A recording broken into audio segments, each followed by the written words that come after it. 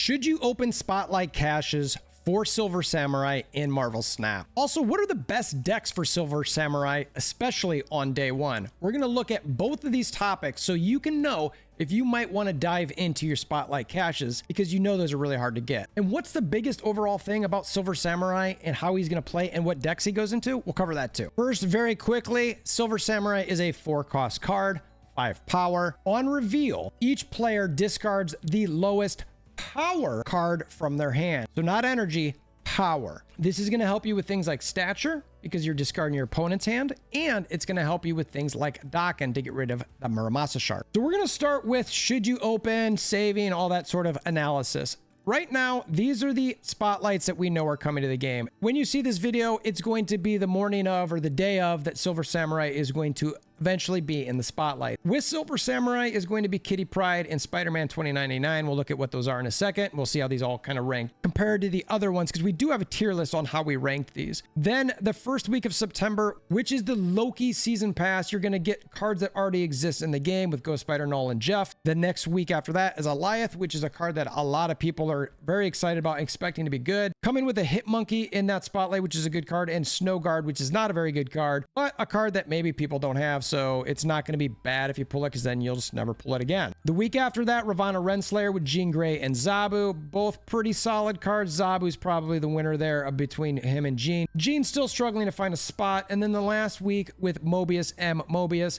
and Kang and a TBD. We have not seen, or I have not seen. Comment below if you have seen what's going to be in this week as well. I've got something I've got my finger on with this week that I'm going to do a video later this week about, but there's something I want to chat with you guys on. Like and subscribe if you want to see that. I mentioned the spotlight tier list that we had put together. This is probably one of the favorite graphics that I put together. It generates a ton of conversation. I really like hearing from people and shifting things around or potentially getting other people's viewpoints. We've got Silver Samurai, Kitty Pryde, and Spider-Man 2099 in the solid section. So that's on par with the X-23, the Nebula Silk, and kind of with the Jeff Null Ghost Spider one that's still to come. Of anything else that's still to come, the only thing above this is the Alioth one. Currently, we've got Ravonna Renslayer and Mobius M. Mobius in the easy skip, which caused a ton of comments about. This doesn't mean these cards are bad. It means that it's probably a better use of your spotlights versus your tokens to just straight up buy Ravonna Renslayer from the token shop. Same thing with Mobius M. Mobius. Now, again, as always, and this isn't this video, if you don't have Zabuuuu or something along those lines, it could alter how you rank those, but I'm not going to get into that in this video. So Silver Samurai, solid ranking. So therefore, in my opinion, it's a decent week to pull. When looking at this week, we obviously mentioned the cards. If you're somebody who is looking for variants more, you've got the mechanized Silver Samurai, which is pretty decent. Again, I say this in a lot of my sort of variant type videos. I think Second Dinner Marvel Snap really needs to lean into showcasing what these look like animated. I think it will help them sell. Kitty Pryde, this is the wedding one if you're interested in that. If I pull Kitty, I'm going to get a variant. So do I love this one? I don't know. Maybe there's another one I would have liked. It's okay. The Spider-Man 2099 variant actually looks pretty sharp. I don't have that card, so I'll end up with the base card, but if you're interested in the variants, these are the ones that are going to be in the spotlight caches. So when I'm thinking about pulling for Silver Samurai, obviously part of the thing that I've got to think about too is how many spotlight caches do I have? You know, when I'm going here and I'm looking through everything, I count these. I do. Again, I'm going to say this too. I think Marvel Snap, Second Dinner, etc. They need to find a way to show like off to the side how many spotlight caches you have. I have to track mine in a spreadsheet. It's semi-annoying, but it'd be nice to know how many spotlight caches you have as opposed to going 1, 2, 3, 4, 5, you know, like that's a bit much. So anyway, how many spotlight caches you have saved up matter. So if you're looking at this week and you're going, okay, well, I need all 3 of these cards. I want Silver Samurai, I don't want Spider-Man 2099, and I don't mind Kitty. It's like, well, I want to pull at least 2, right? Maybe 3. And then you're looking at the other weeks that we know about that are coming and you're going, okay, Jeff, Ghost Spider, Null. All right, maybe I'm going to skip that week because as much as I need Jeff, I'm not going to pull and get, you know, a variant for those other 2 cards. Then I'm going to look at September, all right? Well, outside of that first week of September, then I'm going to look at the next week of September. Alioth. Okay, well, I definitely want to pull for that. So I'm going to pull all 4 of that. So now I'm up to basically 6. And then I'm going to look at the last 2 weeks in September with Ravonna and Mobius. And that's where, again, why I throw those into easy skips, because I'm all about planning and thinking about like what I might need in the future. And if I'm using potentially 6 to get Alioth and Silver Samurai, it could be up to 8. If I'm really lucky, sure, it's 2, but the likelihood of that is pretty small. So I'm going, all right, how many caches do people have up? I have, and I don't know if this is a lot. I think this is a lot because I've been pretty lucky and I'm pretty nuts about saving. I have 11. I have 11 spotlight caches. I've not been spending insane in the game, and I have most of the cards in the game. So I'm feeling pretty good right now about where I'm at. So for me, I'm going to pull at least 2 spotlight caches for Samurai. I might pull all 4 because we're going to go over this right now is the decks. I think Silver Samurai has the potential to be a pretty good impact card overall. This month, I think Dakin has still been the best card we've got. I think Lady Deathstrike was sort of a dud. She's just too expensive for what she does. X23, I think, is very good. I really like her. I haven't seen her shatter the meta or anything like that, but she's, you know, she's solid. So now it's about Silver Samurai. For cost, Zabuuuuu discards a card in your opponent's hand. Stature. I mean, right there, that's like, okay, that's pretty good. Now, what else are you discarding from your hand to make it better for you? You can pair that up with Ghost Rider, you can pair it up with Dakin. So anyway, let's look at some decks that I put together to help on day one to see how we feel about this card. Before I get into these decks, I do want to say, check out the deck builder over on Marvel Snap Zone. I use this for pre-building all my decks. They do a really good job with the format. So the first one we're going to talk about, SilSam Zabuuuuu, because I go heavy into the 4s in this one. I figure, you know what, Zabuuuuu is a clear, good card to use with Silver Samurai to potentially get for cheaper cost. So how am I going to lean into that even more? So what I did is I got multiple 4-cost cards. I got Absorbing Man, which we'll talk about in a second, Enchantress, Rockslide, Darkhawk, and Shang-Chi. So obviously with Darkhawk comes Rockslide. Makes sense, right? Cool. With Rockslide and Darkhawk also comes Korg. All right, that works. Absorbing Man, all right, well, that can copy Rockslide. It can copy Korg. What else can it copy out there? Well, maybe an Enchantress, which we'll get to in a second, and it could also copy a Silver Samurai. Well, and it could also copy a Shang-Chi. So I think Absorbing Man has a potential spot in here. I have Enchantress and Shang-Chi in this for just generally good tech cards because, you know what? I want to take stuff out for my opponents. Now, with the Enchantress, you got to make sure that you use that Nod in your Darkhawk lane. All right, that makes sense. Sure. Now, I've also got Jeff because he's a great card. He can move around. And I've got Silk because she's got a low cost, high power potential. And with all these 4s, I want to make sure that I can start dropping some power on the board early. Now, because I've got Silk and Jeff, I've also got Miles Morales. I think, again, that is a lot of power for potentially 5 cost, right? So that's 13 power for 5 energy. That's pretty darn good. I mean, we're talking about Red Skull level stuff here, with no negative effects outside of Silk hopping around going to lanes you might not want her to. And we'll play with the Kraven and Silk in a little bit. Darkhawk does what he does. Silver Samurai is basically just in here to help get you to stature. So if you can get the Zabuuuuu, you get Silver Samurai for 3 and the stature for 1. That's a 411. So we've got a lot of high potential here in this deck. And even at 4 with Silver Samurai, it's still a pretty good use at what's that? 511, so that's still really good. So this one leans heavily into Zabuuuuu. The cards that I would potentially take out of this, I'm looking at Jeff and Absorbing Man. Obviously, not a lot of people have Jeff, and if you're not going to use that, the stuff that I look for potentially bringing in here is going to be Dakin. Obviously, with Silver Samurai, I'm also, anytime I'm bringing Dakin in, I'm gotta at least think of like a Killmonger type thing. The only other 1-cost card I have here is Korg. If Killmonger kills Korg, it's really not the end of the world. I mentioned Kraven a little earlier for the potential of Silk. I mean, you've also got Jeff. You've also got the potential of adding other move cards. But that Kraven use, I think there's a better deck where you could more focus in on the move aspect here, and we'll get to that in a little bit. You could also lean in on other 4s with Captain Marvel, who would also move, and Iron Lad as well. Next up, we got Sil Sam Zola. This is basically leaning into the Zola aspect. I've really been liking Zola with a lot of the Dakin stuff.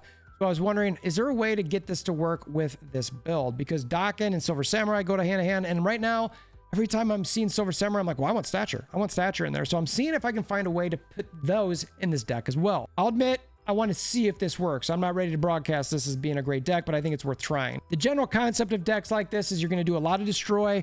Yandu is going to destroy something from your opponent. X23 is just going to get destroyed nonstop to generate new energy. You've got your Carnage, your Venom, your Killmonger to potentially destroy whatever you might have on the board. You got Shang-Chi to also destroy stuff from your opponent. Dakin to potentially double up with the destroying of that Muramasa shard. Silver Samurai to go ahead and discard and get your stature cheaper. And then you've got your death potentially for free, and you got your Zola null. Zola can always be used on the Dakin card. I've gotten some stupid high stuff with that, and getting all those Muramasa shards going can be a lot of fun to do that and play your Killmonger and a couple shards late just to get huge power. So I wanted to sort of intermix those a little bit. Alternates to take out of this, you could certainly take Yondu and Shang-Chi out of this, and you could put in Black Panther. I like Black Panther anytime I play with Zola decks as a potential option. Put in Deathlock to destroy a little bit more. And then you're talking about maybe a Squirrel Girl type thing with Death. I mean, some of that stuff depends how much you want to lean into one side or the other. All right, now we mentioned Kraven earlier. So this is the SilSam Just Move It. We're going to be looking to try to move a bunch of cards. Kraven built up. So we're also going to look at building up Angela as well. So you've got to have Kitty anytime you've got Angela. You've got a lot of cards that are potentially moving. But putting those on Angela to build her up is awesome. I would highly recommend putting Angela in one lane, Kraven in another. You've got Jeff to potentially put on a lane and move off into so you put Jeff onto Angela, you move him over to Kraven. You got Silk to lay down and bounce all over the place. You always want to put her to start on Angela. Spider-Ham is just a great tech card. He's a low cost card. So I figured, you know what? That could be something that you play turns 3, 4, 5. Spider-Man, again, play that on an Angela. Hope that it swings over to the Kraven. It takes one of your opponent's card as well. Polaris, you could play that on the Kraven, move it straight to there if things aren't going your way. And it's a decently powered card. Iron Lad, copies are pretty solid. Angela, I mean, Kitty, no, that's a bad copy, but Spider-Man, Polaris, Jeff's not bad, Spider-Ham, Silk would get a little weird, but Silver Samurai's not bad, and then Stature sort of whatever. So I was like, we'll try Iron Lad in this. I think this could be decent. I think he's one you could, we'll get to it, but he's an alt for sure. With all the movement, Miles Morales has to be in here. And again, we're doing Silver Samurai decks, so he's clearly going to be in here and be able to go in and then have a cheap, nice Stature. The reason that you're like, well, why are you having Silver Samurai Stature in this? Well, frankly, because this is a good deck, and those two, that combination is a good combination. It's not any more complicated than that. I think this is a good deck, and these are two good cards that add a lot of power. The outs, I mentioned Iron Lad. Spider-Ham is another one that I'd potentially move out. Polaris is another one. Ones that I'd potentially look at, Arrow. Honestly, I would try to Arrow maybe on the Kraven on turn 5 or 6. Maybe you're already doing really well, and someone needs a big card somewhere else, and you're like, look, I am willing to put an Arrow down on 6. That's 5/8. And I've already got a Kraven, and that's going to put in 2 more points for Kraven. I'm good. That's a 5/10 right there. A really good final play on a lane that you might already be winning. Black Bolt, first time I've mentioned him. He's obviously one of the great cards with Stature. That was typically the pairing. You could throw him in here at a 5/7, not too bad. Nightcrawler, just again to lay on Angela, move over to Kraven to help potentially get some points. Magneto, I could also maybe think about playing on a Kraven to get some cards over there, feeling pretty good about what you get. And then Shang-Chi is always just a really good card to play as well. All right, now we're going to talk about some Moongirl. I've been playing a lot of Moongirl lately. I've been enjoying it. This one we're going to call Silver Moon. We're going to get to a Samurai Moon, which is a little bit different in a second. So this one's Silver Moon because you don't destroy silver, okay? But a Samurai does destroy, so you can follow the concepts between the two. This one, again, it's just a general Moongirl deck that's going to try to duplicate good cards. We're adding Stature, ideally at a 1 cost to this deck. So you could get a 2/12 out of this, which is the whole point. That could be insane. You could change a lot of the different cards in here. You always want She-Hulk, in my opinion, these type of decks. You could also go to different things with Death, etc., but we'll get to that in a second. Dakin is a great card to copy, or you're copying the Muramasa shards. But when you do that, though, it's kind of like, well, wait a minute, how am I going to destroy them? So you really don't want to copy the Muramasa shards per se, but if you want to copy the Dakin, you're going to be able to use a Silver Samurai to take one of those out. So that card, again, is going to be a flex in this one, but it's an option. It's really about power in this deck. That's the thing that I want to focus on. The alts out of this, Leech, in my opinion, again, Dakin could come out of this because you just don't have a lot of ability to take something out or take that Muramasa shard out. You've got Kang that you could take out and Psylocke. Psylocke is in here because, honestly, you might want to play something a little early. You've got Silver Samurai, Moongirl, and Leech. It's like, well, that's a lot of cards that I really am going to want to play on turns 4 and 5. How am I going to do that? Well, maybe Psylocke helps you get, you play her on 3 or maybe on 2, and you play one of your 4s on turn 3. And it helps to get something out a little bit earlier so that you can get that rolling a little bit. You play you play Moongirl maybe on 3, maybe play Silver Samurai on 4, Leech on 5, something along those lines. That's what you're sort of looking for with the Psylocke. I typically don't like adding her to decks,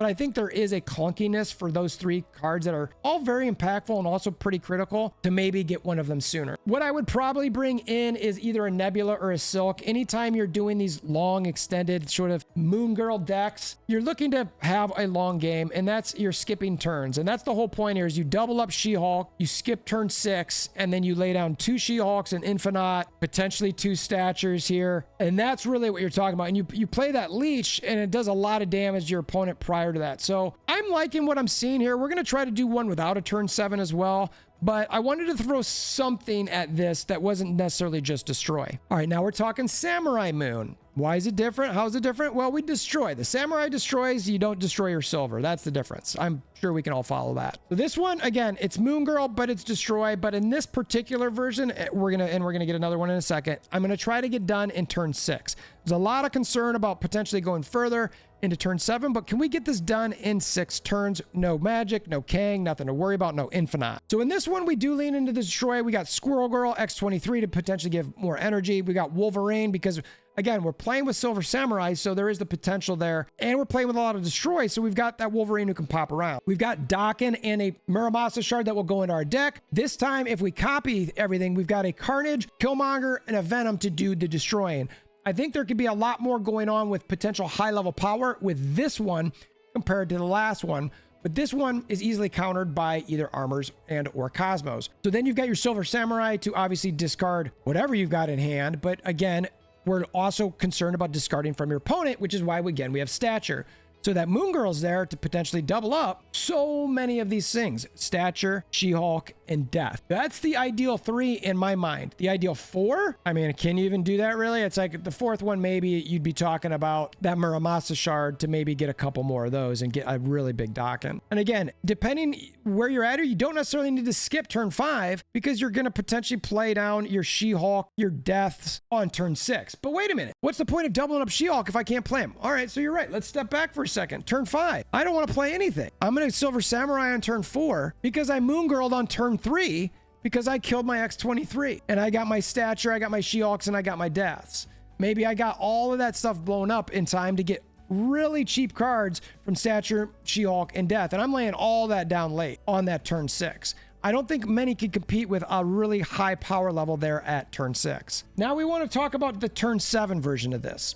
What we take out, Wolverine, and this one I don't love, I admit. I'm not sure it's going to work, but right now we also took out Venom. I know that's a destroy. Don't leave. Don't leave. Stay. I know that's a destroy card. Just we'll potentially bring him back. We want to play a little bit to try to get into this turn 7. And we took out Squirrel Girl. So we brought magic to get to turn 7. Obviously, she's a necessity. Anytime you do that, you bring in the Infinite because you know you're skipping turn 6 and you're going to lay down that Infinite on turn 7. Right now, I've got Kang in here. Alex used Kang a lot in his tournament runs, so I want to play around with this a little bit. I used to be a huge Kang advocate. He's fallen off quite a bit because he just wasn't doing what you need him to. But in this case, it's more about making sure your opponent's not going to end the game early. That's the whole point. Kang is here to figure out that one thing. Is your opponent going to end the game early? Use it on turn 6. If they're Legioning, Storming, Scarlet Witching, you know, okay, I cannot skip this turn. I have to play. And so you play. But if you were gonna just, you know what, I want to go to turn 7, you take Kang out, you get Venom in. All right, I get it. Could you take some other cards out? I don't know. I keep getting greedy with the Silver Samurai Stature ads. I want it.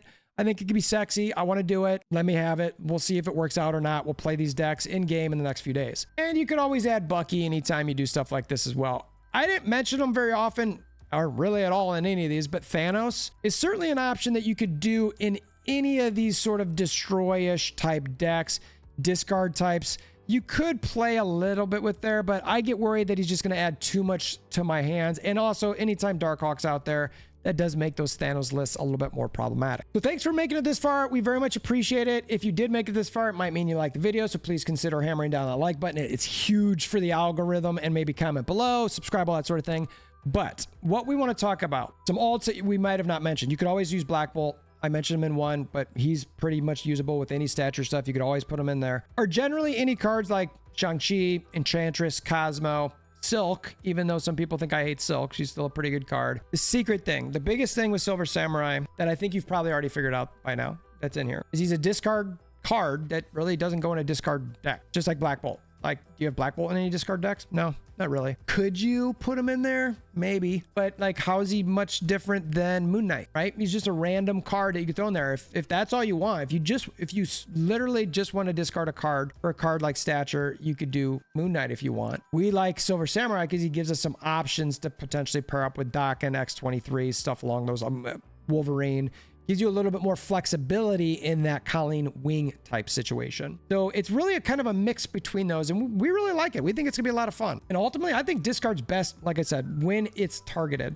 So is Silver Samurai gonna come rock the meta? I don't know. I actually think he's gonna be pretty decent. I'm really looking forward to trying some of these 4-cost shells out. I don't know if the Moongirl stuff is gonna work. It might be getting a little bit too greedy. It feels greedy. I'll be honest with that. It feels greedy, but I think it's at least worth a try on day one to see how it goes. So let me know what you're going to do with Silver Samurai. Are you going to open up caches for him? Do you think he's going to be the best card in the game? I have heard some people say that. Do you think he's just going to be, I don't really care about this type of card. I'm moving on. I'm saving for September. Let me know in the comments below. We've got a Discord link in the description below, Twitter, all those sort of things. If you want to share with your aunts, uncles, nieces, nephews, I always appreciate that. Until next time, we hope you have a wonderful day.